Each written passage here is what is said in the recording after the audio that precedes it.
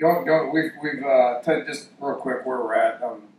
We've had 7 practices, so it's obviously still got an awful long ways to go on all 3 sides of the ball. Today will be our 8th practice in pads.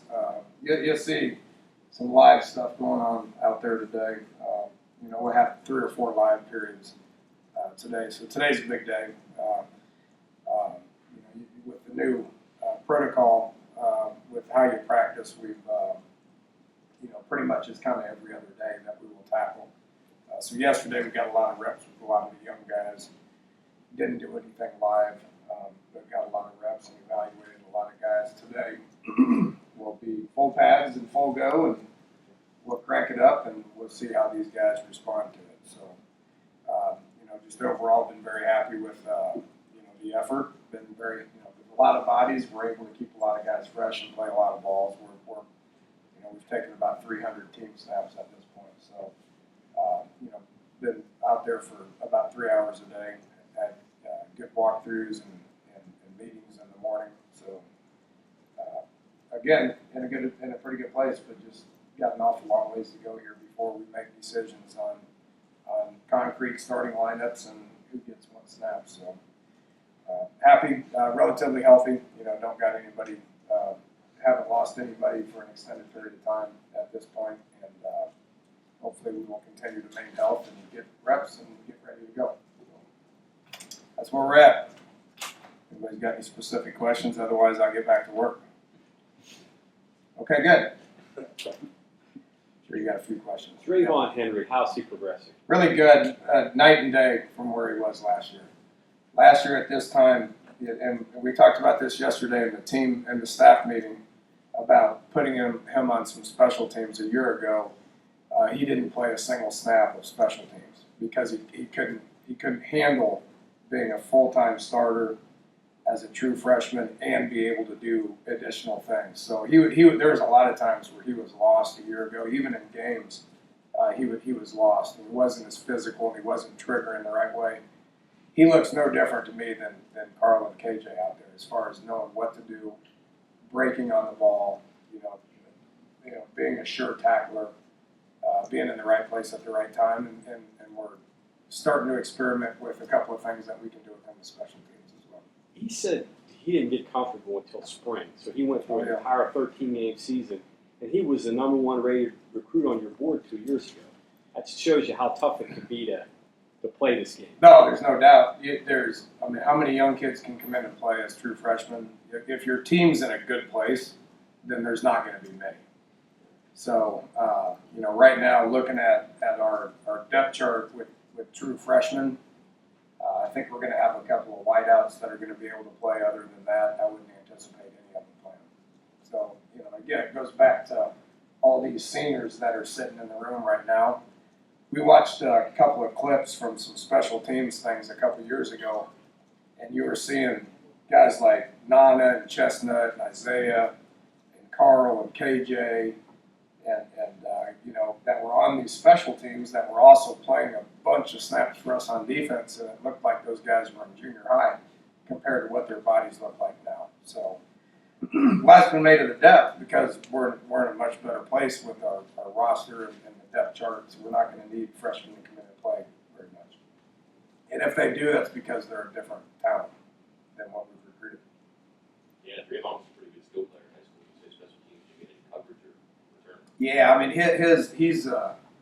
he's a runner and a tackler.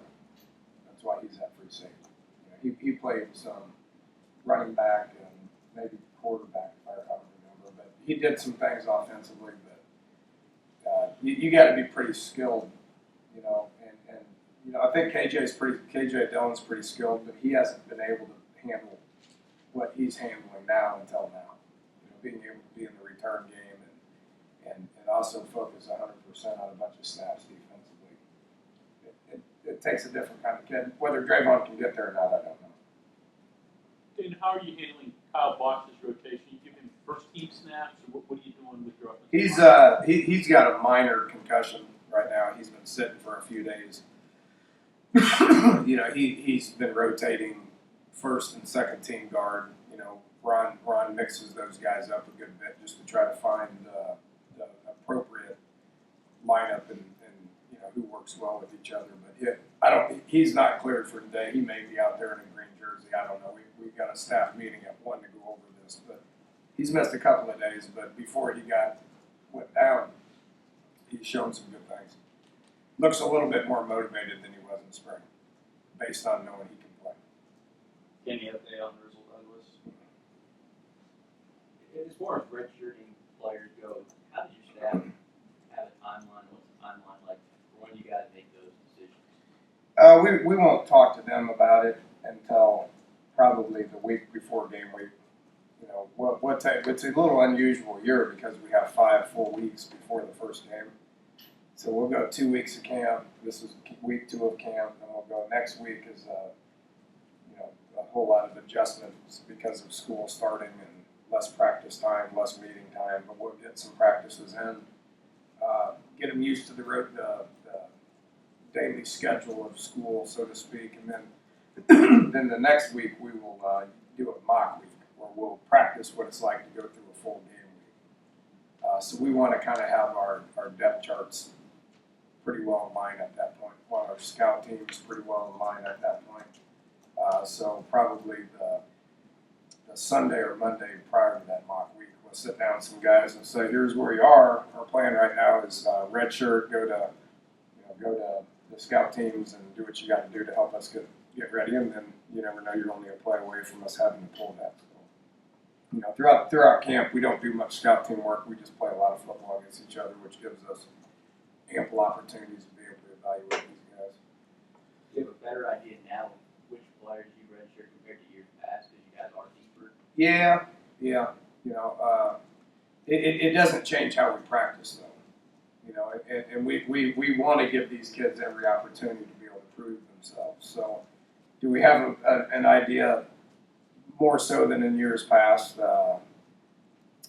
I got probably a better idea who is and who isn't, and I have no interest whatsoever in sharing that information with you or anybody else.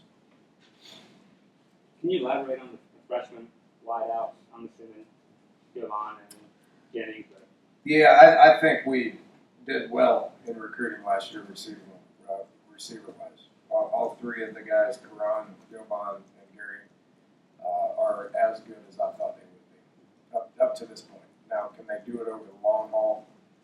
We'll keep coaching them and keep evaluating them. But right now, those 3 guys are in the mix. Whether that means start, backup, whatever, I don't know.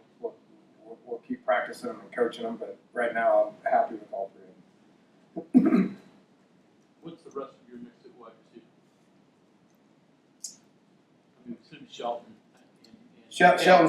Shelton's done some good things. He's trying too hard. He had a lot of success in the spring, so he's trying hard to be like the best one in the country right now. He's got to let the game come to him. So he's doing some good things. KJ Myers, I've been very proud of for a guy that's been here for as long as I have and hasn't been productive. He's what a program guy is all about, and hard worker, great teammate. Hasn't allowed himself to get discouraged and leave or graduate and move on with life. He's very motivated to make this a good year for him and a good year for us. So I've been very proud of him. Dakeel's done well. Jordan's done well.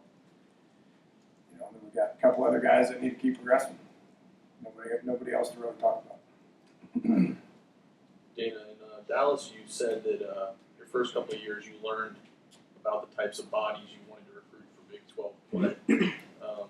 Now that you have this class in there of wide receivers and across the board, what kind of body are you looking for at the wide receiver position for Big 12 play?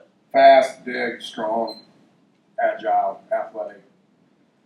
Is it any different than where you might have coached in years past, or when you guys played in the Big East? Yeah, just guys that can make plays. Athletic, fast, tough. It takes being in a program. You when you recruit against the guys. If you take those 3 kids that we recruited and who we beat out to get them, you got to have something to sell. and having a couple of guys that are, 4 guys that are playing on Sundays right now, and the building that you're sitting in right now is a start. It just needs to keep progressing if we want to continue to beat people out and have something to prove. We need to keep going forward when it comes to being able to have that to offer kids. So, like I said, I thought we did well in recruiting those 3 guys, and they've lived up to what I thought they could do at this point. Body type, I don't look at it as much. The bigger, faster, stronger you can get, the better. I think everybody would agree to that. But a kid that's 160 pounds right now that runs a 4.2 is pretty appealing as well. Obviously, last year you had Skylar for a couple games, but have you tinkered with your offense to take advantage of his mobility over the summer? Are you adding things? Yes.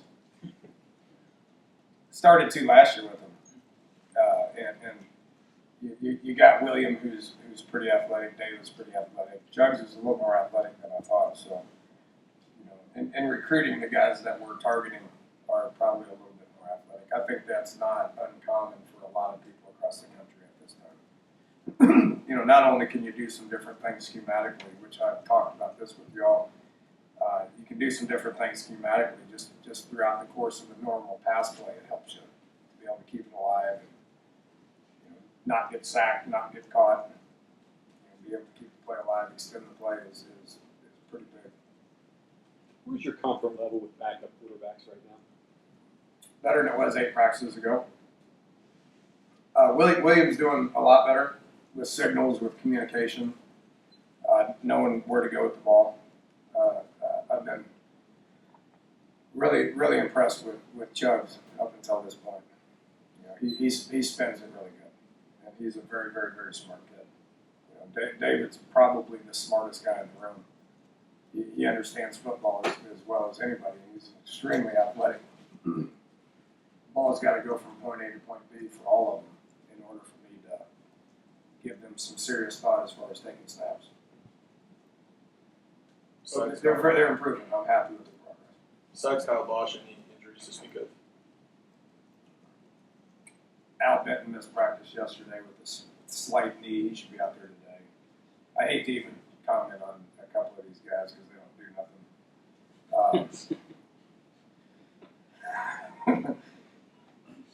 I thought that one slipped by. But nothing to an extent. And I know you're relatively new. My injury deal, I hate talking about it. I think it's a moot point until somebody's really out. You guys will be out there today, and you'll be able to see who's out there and who's not. But when somebody's done and it's a long-term situation, I will tell you. If it's a day-to-day thing, it just bugs me a little bit to talk about it. I know you talked a lot about those punt returners, but has anybody emerged into kickoff return spots? Yes. Who? Kickoff return? Yes, kickoff return. I thought you want to talk about punt return. Kickoff. Which one do you want to talk about? Kickoff return. We're working it today. You'll see them out there. KJ, Jackie are 2 good off-return kind of guys. Shelton, we think is going to be pretty good. Jovan, we think is going to be pretty good. But we've worked punt return way more than we have kick return. But we're working kick return today, so you'll see those guys out there. Shelton's on your punt cover, your kickoff cover too, right? He was probably the best we had last year. At punt coverage and kickoff coverage. He was everywhere. So I know what your question is. You want to go ahead and say it? I don't hear you say. Well, he can't do everything. Yeah, He can't be kick return, kick cover, punt cover, wide receiver. He can't do all that stuff. So we got to figure out what he deserves on offense, what he's capable of on offense, and how many snaps he'll take on offense. Will dictate, and not just him, but will dictate how many snaps they take on special teams. We've really challenged our team, and we've challenged the likes of Wendell Smallwood, Nikhil Shorts, KJ Dillon, Carl Joseph, Shaq Petaway, Darryl Worley, Chestnut, Drayvon. We've challenged all those guys to give us something, whether it's 1 unit or 2 units based on how many snaps that you're taking on that specific side of the ball. And I've been extremely happy with their response and their eagerness to get out there and make that side of the ball as good as we can possibly make it. Skylar has mentioned his footwork is something that he worked on. The time he had with him, probably didn't do a whole lot of it last year when he was playing, but what mechanically that's worked on it. I think further improved. I disagree with that a little bit because when you guys go out there, you've seen, the quarterback coaches. Now, Mike, I mean, he'll be drilling the heck out of those guys. And that's the number one thing that they work on is what's happening below the waist. And then, the accuracy with where they throw into a net. So footwork and accuracy is what drills are all about. You can't sit there and drill guys in that 15-minute period on the mental aspect of the game. I mean, that's what team and pass skill and meetings and all that stuff are for. And I handle about 95% of that.